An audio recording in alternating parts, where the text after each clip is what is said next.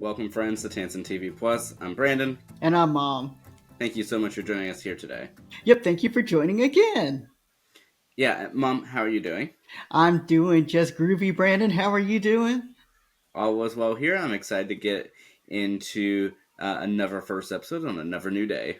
Yep, same here, Brandon. And today we're going to talk about Too Close for Comfort. Yes, this first episode aired November 11th of 1980, and this is the pilot. Yes, it is. And just to give a brief synopsis of the show and the first episode.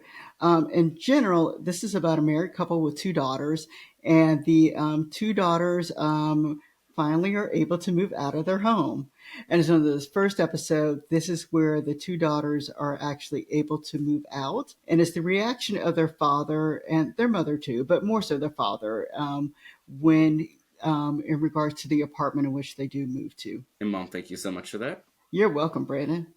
And Mom, overall, what did you think about this pilot episode? I love this episode. I will let the audience know that I am a big fan of Too Close for Comfort. I have seen all the episodes.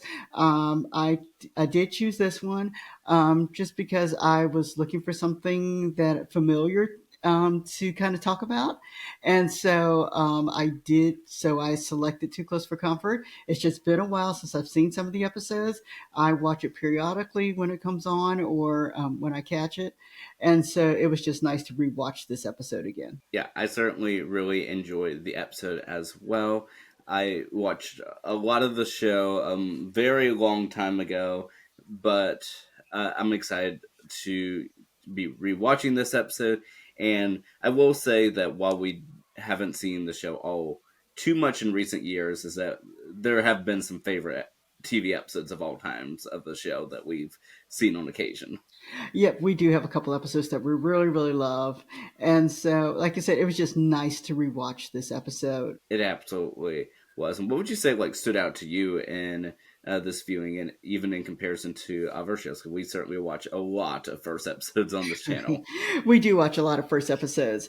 And what I liked about this episode was that it did have an initiating event. As I've kind of discovered that that's what I need when I watch TV shows is for the first episodes, I need for it to have an initiating event. And in this case, it is the fact that that Muriel and Henry, this is the parents, they have raised their two daughters who are now 21 and 18. And they do have, I guess it's a duplex is the best way to explain their apartment, their house. And so their downstairs apartment is now vacant. And so they were renting that out for years. And so their daughters are ready to move out. And so Henry, of course, objects to really them moving out. He doesn't think they should be living alone, but they do show the apartment to people, but they just didn't fit as Henry thought they should be in this apartment, and so they do allow their daughters to move in together, and so so the show, because of this. Them setting it up like this, you know that the show is really going to be about, for the most part, both the parents discovering each other again, and then at the same time, what their daughters are going to be up to downstairs in the apartment themselves. Later on, they do have another child that comes in much later. Not to be to give a spoiler, but that does pop in. But yeah, you're spoiled, aren't you, Brandon? But but overall, that's what the show is about, and it does lead the audience to know what the show is going to be about. Yeah, and I certainly enjoy the way that this first episode sets everything up. And something that I didn't realize until during our first sort of reviewing of this a couple months ago was even the way that the time periods put in, and that the main character, Mr. Rush, is a bit more conservative in his viewpoint. Something I never had actually considered in watching the show until rewatching the first episode. It's like, oh, I didn't realize that's the dynamic they were trying to do for this pilot episode. You can see it a little bit in that Mr. Rush has a certain view as to how he would want his life to go, and that nothing seems to be working in that direction. Yeah, that is something that you do kind of pick out a little later in watching it. But then if we're watching this episode, and by conservative is as simple as the way the apartment looks. He didn't like the way the apartment looked on the inside because they were renting it out. They didn't realize what the previous renter had done to the apartment. And for now, of course, it doesn't look all that alarming, but I guess at that time period in 1980, it was kind of alarming. And he didn't like the furniture that was in there, but of course, the girls loved the way the apartment was fixed, and so it appealed to them. And so, yes, and some other things we kind of learned just in general about the characters. We learned that Henry is a comic book illustrator and writer. He writes for Cosmic Cow. And then we learned that Muriel was in a band when she was younger. We're not told what she currently does now, but we are told what she did previously do.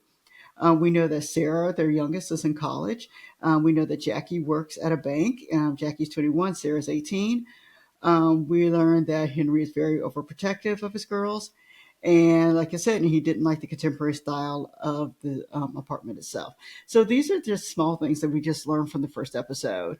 Did you learn anything else, Brandon, from the first episode? I mean, that's largely what we end up learning, and even that the with the two daughters, Jackie and Sarah, that Jackie is trying to become more independent, but that she's saving up money to try to find her own place, whereas Sarah is now a freshman in college and is repeatedly stealing all of Jackie's boyfriends. Yeah, we do know that. And we do learn that the girls do have a little bit of a dynamic there and with each other. And apparently they like to throw parties because that happens on the first day that they're in their apartment also. Uh, Brad, one of the things that stands out for me on this show is the theme song because it's catchy. And so I really, really like it. Um, when I do hear it, which is not that often, but when I do hear it, you do think of this particular TV show. So it does stand out. It's an instrumental, but it's a nice instrumental. Oh yeah, I certainly love the theme song of the series and the way that it's able to sort of tell its story through an instrumental way. I just really like it. Yeah, same here. Same here. All right. And I think for me, the show gets stronger the longer it's on. So I will say that about the show. What are your thoughts? Yeah, I certainly will agree. And so the series ran for 6 seasons. The first three on ABC, the final three in syndication. But I don't believe it really missed a step. In fact, even when the show into season 6 reinvented itself, that I think it still had some of its funniest moments, and so I really enjoyed the series. And I'd love to go back through some of the episodes of the show because I really do enjoy it, and I haven't seen it all sort of in order before. Yeah, same here. And I will say that even though the four tend to be the main characters, they do introduce another character, Monroe, that comes on. I don't know how many episodes later, but he fit right in, even though he was kind of like a breakout star for the show that time period. But I thought they blended him in rather well. So I do like that. And then Audrey Meadows, of course, came on the show at some point in time as Muriel's mother, and they did a nice job incorporating her. Yeah, they really did. And Monroe first appeared in episode 4.